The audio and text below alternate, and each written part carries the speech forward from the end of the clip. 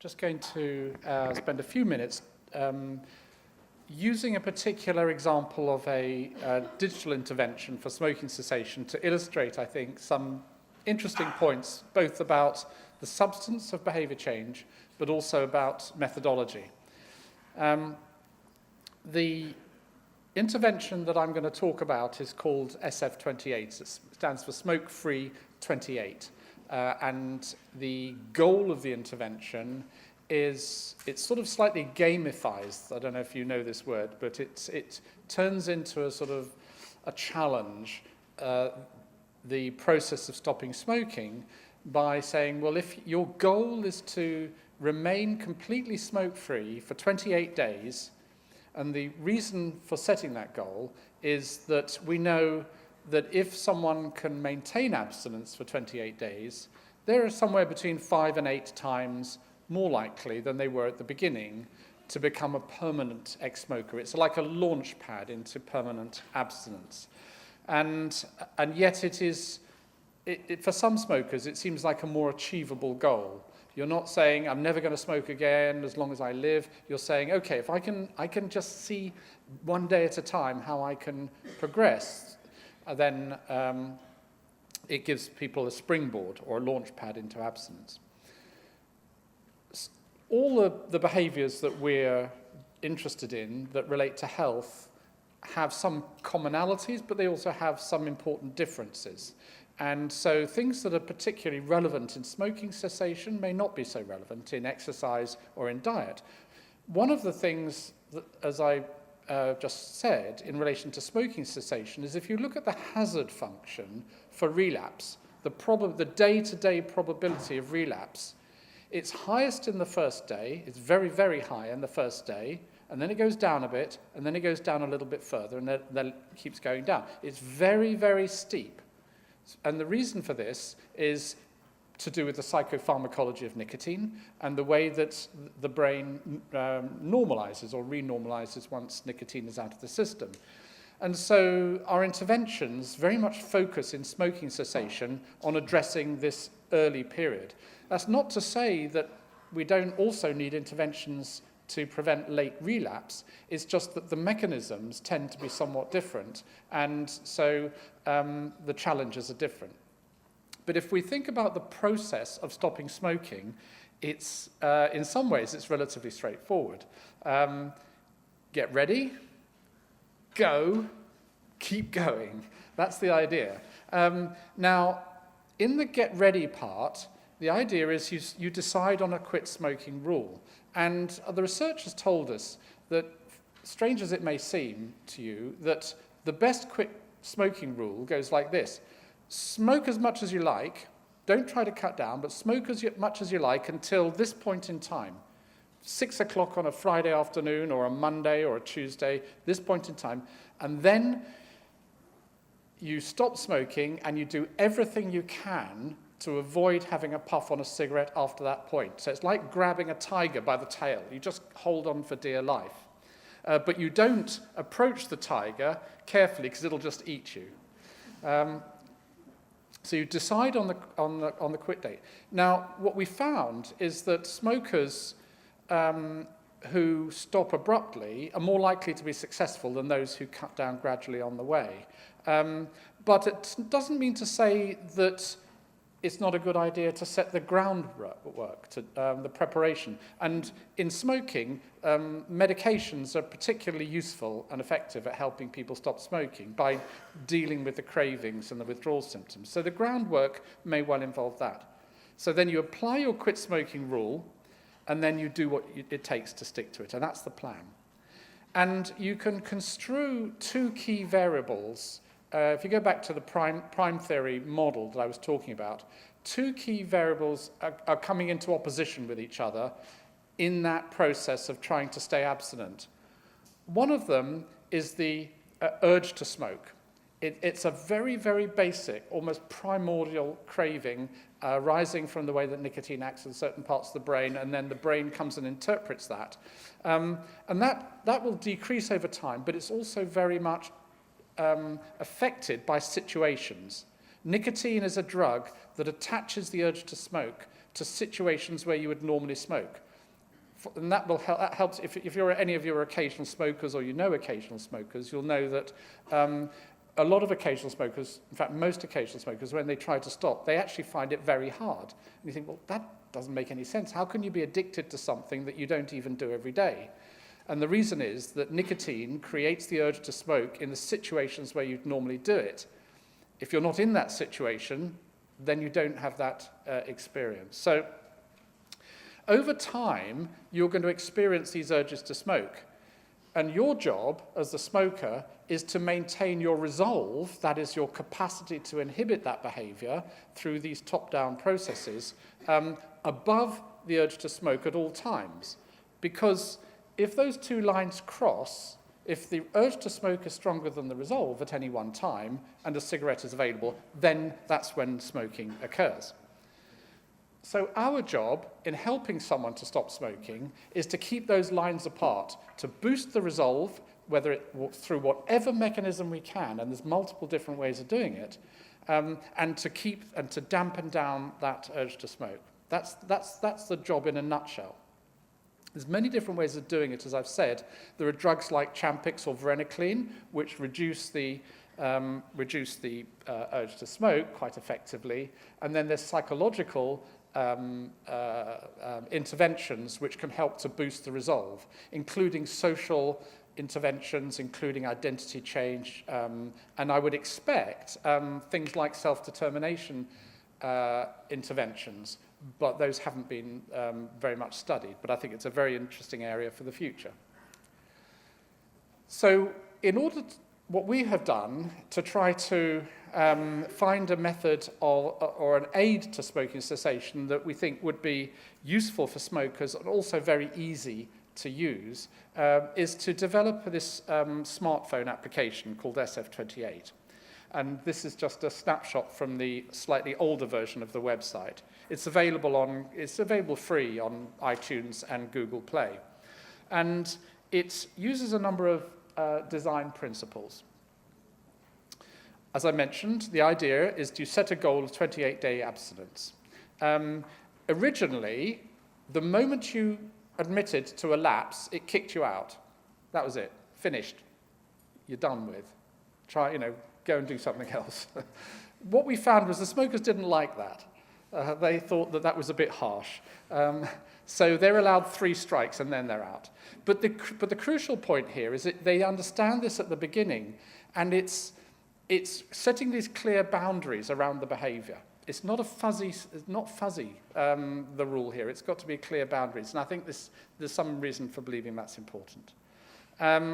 Then we provide smokers with the tools necessary to achieve this. Motivational tools, self-regulatory tools, and facilitatory tools. And we've tried to make the design as attractive as possible, but of course, as you all know, designs date, but they also are quite personally appealing or not appealing. So the design is, the main screen is a road to the smoke-free future, and that rainbow gets bigger and bigger, and so you're approaching it day by day, and then there's signposts along the way, and if you click on that bird, it tells you how much money you've saved so far. So, and smokers like that, by the way, even though they know how much money they've saved, but it's nice to be told it. So the toolbox is down here, and there are various different things within it, and I'll just very quickly go through those. But these are just some screenshots of the opening screens for SF28. One of the things it does is to collect a certain amount of information at the beginning. What you'll see from a lot of apps that are out there is that they don't like to collect a lot of information at the beginning because they know that you lose people. As soon as you ask people their age, occupation, stuff like that, then people just stop using the app. And it's very hard to get people to continue to use apps. We don't care whether we lose people from the app because our belief is that if they're not even willing to put in a few bits of information at the beginning, they can't be that motivated, and so the chances are that they're wasting their time using the app anyway. So we're happy about that. In fact, maybe what we should do is just have the app where it's really, really hard to get into the app, so the only people who actually get into it are people who are very highly motivated, and we get a very high success rate. I don't think that would be very successful. Anyway, so you set your quit date. It tells you about how to use the toolbox, and it provides you with rewards and stars. It's got a number of other different features in the toolbox. There are lifestyle features, advice on adapting your lifestyle. One of the things about smoking that I mentioned is nicotine attaches the urge to smoke in situations where you would normally smoke. So one of the pieces of advice that's very useful if people do it is to change your routines. Don't expose yourself, if you can, to those situations. Just a very simple piece of self-regulatory advice. So it includes things like that. It includes things like maximizing ego strength or energy, as I think Pedro said, that this is an important feature in self-control, the mental energy, and maintaining that. It provides inspiration, motivational messages, video clips of smokers. We got people to do video diaries of their smoking, of their quit attempt, day by day by day. And so if you're on day 3, you will see a video diary of someone who's on day 3 and see what they're going through. And you know that they made it because that's why they're in the video. So you know that however tough you're finding it and they're finding it, and they were finding it tough, you know that they succeeded. And the idea there is that it should be inspirational. It provides advice on dealing with cravings. For example, we know that breathing exercises reduce cravings. We know that chewing glucose tablets reduces cravings. One of the best ways of reducing cravings is even moderate amounts of exercise. We also know, even for example, that isometric exercise reduces cravings. So we can tell people that kind of thing, and we can help them to use that to deal with their momentary cravings. And then it also talks about medications and how to get the best out of any medications they might be using. So it's an eclectic mix. And the eclecticism comes from the recognition in prime theory that there are many, many, many different things that are all coming together in driving behavior. And for some people it's more one thing, and some people it's more another. But what we have to do is to try to make sure that we have as many bases covered as possible. So these are just examples of the kind of things we're talking about. Oh, by the way, on the cravings, it also has a distraction game, which has got some quite nice graphics in it. At least I like them. In our preliminary evaluation, what we've done is it's just available on iTunes. We haven't promoted it, but like many of these things, people discover it and they use it. And we've been looking at the kind of people who use it and what sort of success rates they get. And with smoking, with the known outcome measures, we have a pretty good idea about what sort of success rates you would get if you didn't do anything, if there was no intervention present. I'm not going to go into the details here, but I'll just give you some results. So this is just data from the first 1,000 people who used the app. There's quite a lot more now, obviously. And what we found was that using the app to collect the data, and in smoking, anyone who we don't have data from, we assume has gone back to smoking. That's a conservative assumption. It's one that has, by and large, been true for clinical interventions, may not be true for these kind of interventions. Anyway, we're looking at a 1-month quit rate of around 19%, which is somewhat higher than we would have expected if there were no intervention present. But it's not a comparative trial, so it's just a starting point. We also know with our outcome measure that we're probably getting something meaningful, because things that should correlate with abstinence are correlating with abstinence measured in this way. So we know that older smokers are more likely to be successful if they try. They're less likely to try, but they're more likely to be successful if they try. People from non-manual occupations, higher up on the social sort of scale of affluence, are more likely to succeed, and that's what we found. And obviously using a stop smoking medicine also improves their chances. So that the outcome measure is not too bad. If you look at the rate at which the app is used, the number of times people opened the app, the modal rate was 3 to 9, and there's a few people opening it 30 plus times. It was quite well used. What you find with any smoking cessation intervention is that as soon as people relapse, they stop using it. So a lot of that will be driven by that. We know that the users are younger rather than older. They're in the sort of young to middle age range.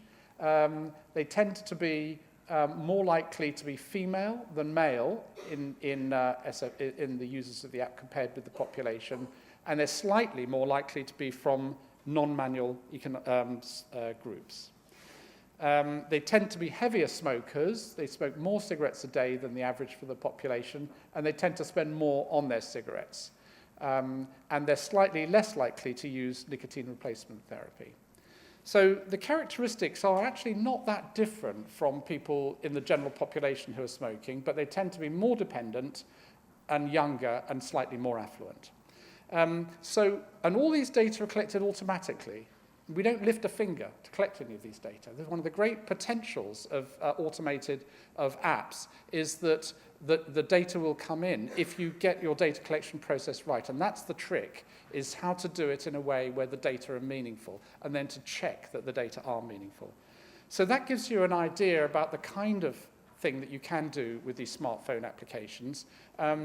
It's a very early days for this kind of research, and getting good outcome measures and getting good usage is one of the massive challenges that we faced. But this gives you a flavour for the kind of thing that we've done. Thank you.